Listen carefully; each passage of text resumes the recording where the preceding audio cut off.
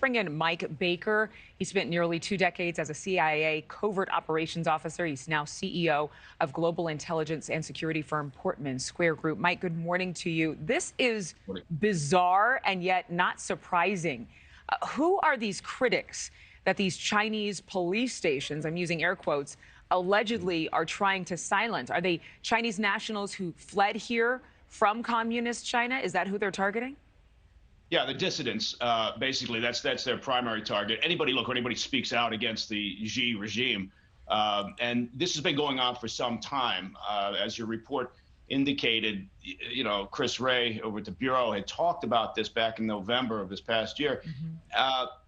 And, when they say that this is the first one they've discovered, you don't need to scratch the surface very much to find others, right? The regime has been doing this for a long time, and it speaks to Xi's disregard for other nations' sovereignty, and also for his belief that they're perfectly entitled to reach into other nations and try to silence through aggressive means anyone who speaks out against his regime. Why are these locations being called police stations if they're not legit law enforcement officers, or are they officers of the CCP?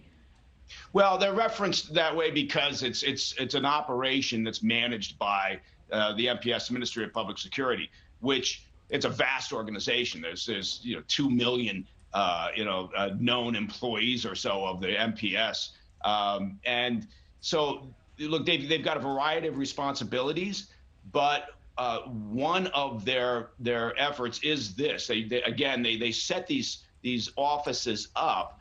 And you're right. It's not, you don't walk in and say, hi, I'd like to speak to an MPS representative. Exactly. It's done under more covert means. But not only, the danger here is not only do they do this to harass members of the Chinese American communities when they identify, and the MPS headquarters in Beijing, not to oversimplify this, but they'll draw up a target list.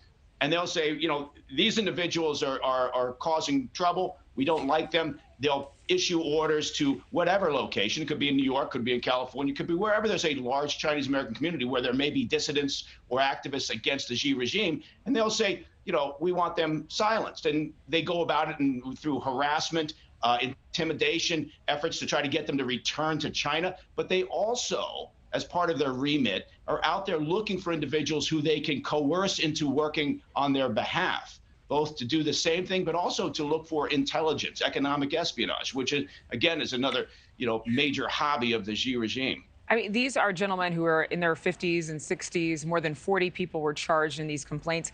How pervasive is this? Like, if people are watching this from California, in San Francisco, do we see the same thing? Are we seeing this in Dallas, Texas? Are we seeing this in Florida? Are we seeing this in places we might not expect, like Montana?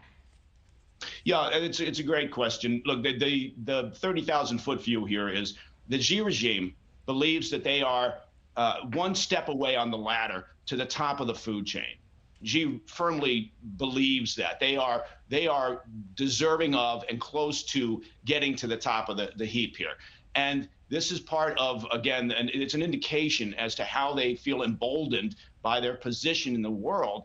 And again, it's not necessarily new. They've been doing this for some time. But if you look at it and you think, okay, given their vast resources and given their motivation to do this, if the one element that we're talking about is just silencing their critics, then all you have to do is draw up a map, look at the large Chinese American communities that exist in the large urban centers in America, and assume that they're going to have the same. This is not it's the idea like that we found this office in New York. Well, it must be the only one, so job well done. No, that's not how the regime works. So the correct assumption by the FBI director is that there are others across the country attempting to do the same thing. Yeah, and apparently in some of the reporting, this was the first such police station. But what should New York and what should America do as a result? Should we throw the book at them? Yes, we should. We should absolutely. Where we have, and again, we follow the great thing about America is we have a process. We have a justice system. And so where we have the ability, that's exactly what we should do. And we should also publicize it, much like you're doing right now. We should get this out there, right? The more transparency, the more of an understanding. We've only recently, during the past handful of years, talked about what the Chinese regime does. Not the Chinese population. They've got wonderful history, wonderful culture, wonderful people. But the Xi regime, We should be talking about what they do. Thank you for watching. Go to newsnationnow.com to find NewsNation on your television provider. And don't forget to click the red subscribe button below to get more of NewsNation's fact-driven, unbiased coverage.